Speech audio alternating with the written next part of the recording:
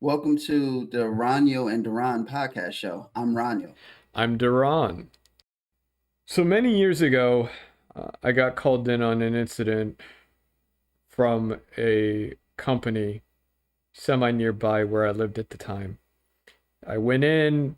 It turned out that they had gotten hit by ransomware. What had occurred was uh, Yahoo ads and Google ads were both serving up ransomware. Yeah. Wow. Yeah. Well, and that's one of the reasons why I have always advocated ad blocking software. And whenever I hear all these companies say, "Oh, well, ad blocking software is taking away our revenue," and I point to the fact that less than 6% of users viewing their content have ad blocking software, so it's not really taking anything out. But the other thing I point out is people have been using these advertising services, online advertising services like Google Ads and Yahoo Ads, for a good long time to attack other people.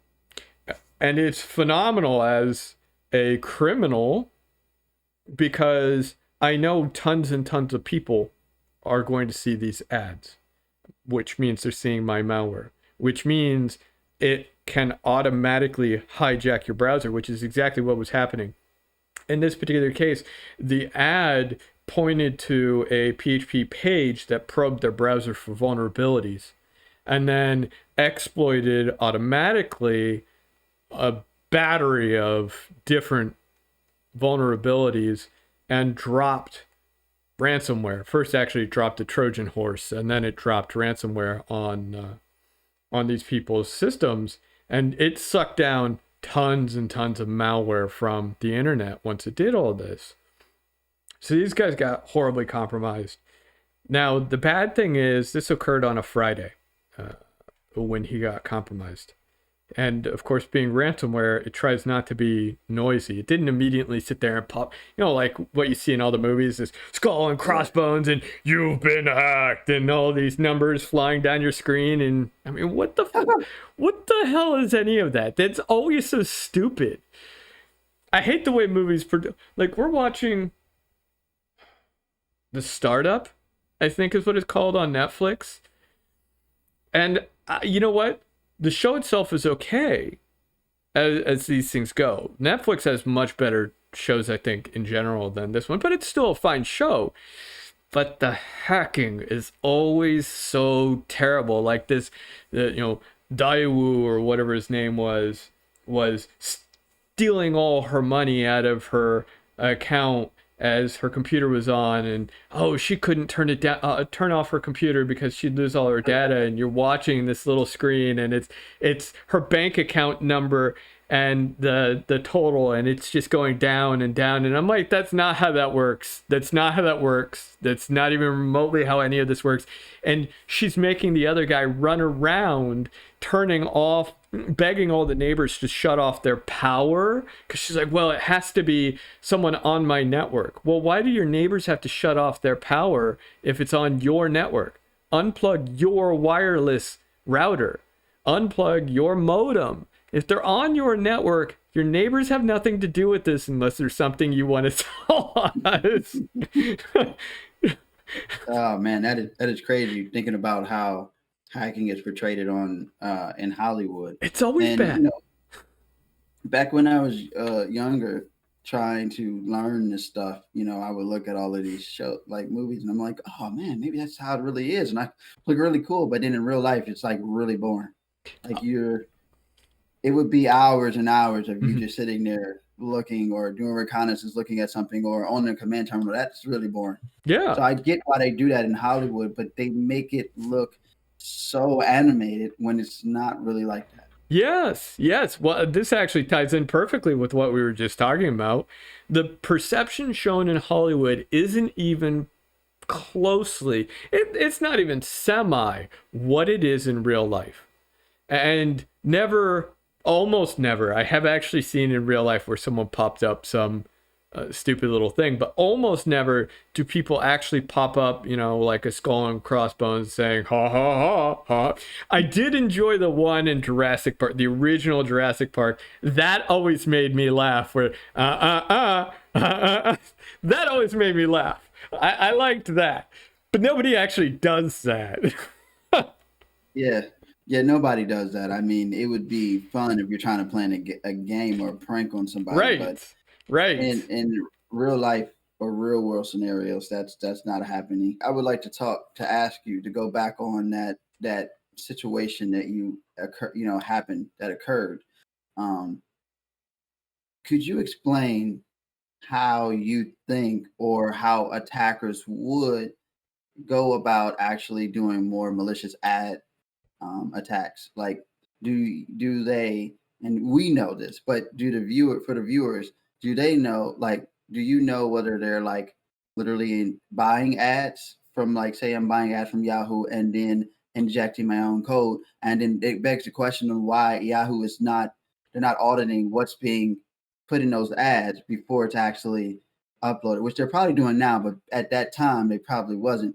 And are they doing that, or are they maybe have they already compromised Yahoo and was able to, inject, malicious code into their ad services? So what had happened, it feels like this was 2015 maybe.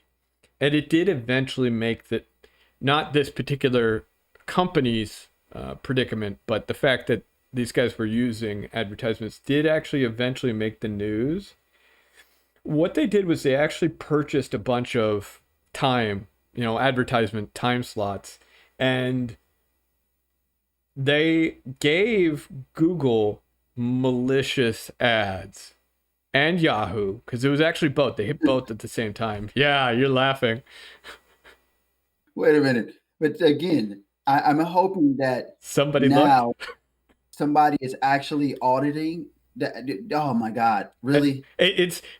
They're so Google and Yahoo, and it was Akamai and a whole bunch of these other services sat there at the time, and they still say the same thing. We get too many requests. We get too many. We'll do like just some random sampling, but we get too many requests.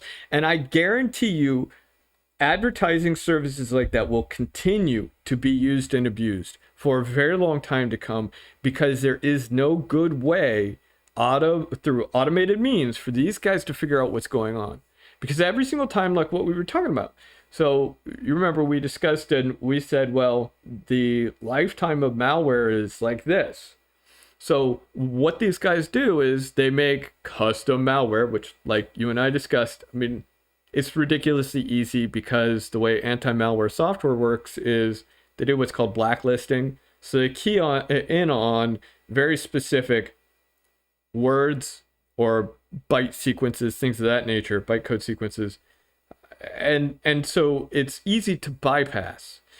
So what these guys will do is they'll create specific malware just for that campaign. Then they run a campaign.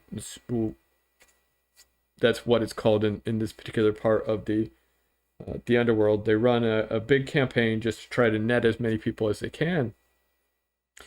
And so when Yahoo or Google or MSN or whomever is doing their thing and they scan it, because they tell you, well, we scan everything. Well, when they scan it, their scanners don't pick up on it, because these guys have purposely built it specific for this so that the scanners won't pick up on it. And it's not like they did anything stupendous or magical or new. It was just, they changed enough stuff. And this particular one was a version of, feels like Crypto Wall. It was a version of Crypto Wall. Yeah, you remember that? Yeah. And the unfortunate part is these guys got compromised, like I was saying, on a Friday, and he had his computer on all weekend long because this company didn't have a policy stating otherwise. So it just sat on, and it spent the whole weekend encrypting all of his computer and then all of the network drives which he had connected. And those network drives, he had everything as far as the network drives were concerned. So encrypted all of the data on the file servers, for example, and that was a big mess. That was a very big mess, and that's actually how they found out, because come Monday morning, everyone comes in and their file server is full of nothing. Yeah, yeah, yeah. And but it's crazy. Like as we said, it doesn't take much to to make malware, but it also doesn't take much to bypass Yeah, and virus. And even if they even if they had created a signature, yeah, the guys can create another variant. The hackers can yeah. create another variant and still upload that to the ad revenue services, and then get their ads put in there and whatever slots they're gonna get. But it's hard to stop, It is. and machine learning is not that we're not that advanced yet in machine learning at AI for us to be able to detect automatically or for it to learn patterns from attack variants or a code that you may see in different previous years or now to this date. So we're not that advanced or to that point yet, and maybe in the future we will be.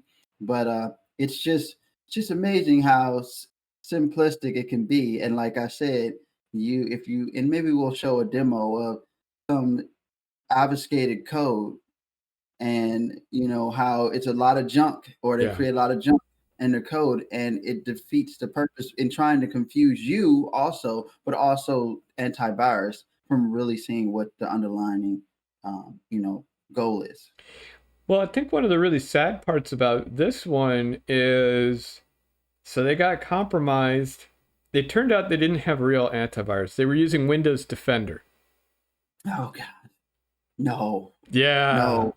But I Yeah. will say that it has gotten better over the years, but But it's still still. not my main. Yeah, no, I wouldn't make that my main. Well, I sat there and I got them all patched up. I helped them restore the file server from backup, and I helped them clean things up.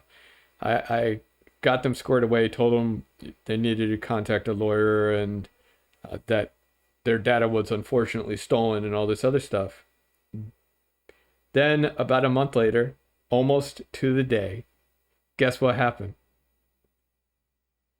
Same thing happened. Same thing. I told them when I left the first time, I said, you need to get an antivirus solution today. I don't care what it is. I really don't care. I told them what I would personally put on. And I said, I don't care what it is, but you need to do it today. Make the purchase today. If not today, the end of this week. So they got, yet again, these guys used Google and Yahoo ads again a month later, and they hit these poor guys again. And it was the same silly thing. And I came in and I even asked them, I said, well, did you guys install antivirus? Well, we're still selecting one. You Mm. know, I didn't say it because I thought it was funny, but I really meant it when I said you need to buy one today. Yeah, yeah. It was the And it's same funny. variant. It's funny because remember a certain company uh, that they believed that there was no point of working on having an antivirus or thinking about antivirus, noticing that it did not work anyway. And I always believe it's better to have something than to have nothing. A layer on top of layer than to have nothing. Because when it comes to that day, you don't have that layer, then you're in deep. Yeah. So better to have layers on top of layers of security than to have none. Like even though they buy all of these equipment like IDSs, IPSs, it's better to have them than not to have them at all. Yeah, you're exactly right. So to the next episode, please subscribe to our channel, the Roniel and DaRon podcast show. And until the next episode, we'll see you then. Thank you. From Roniel, signing off. Have fun.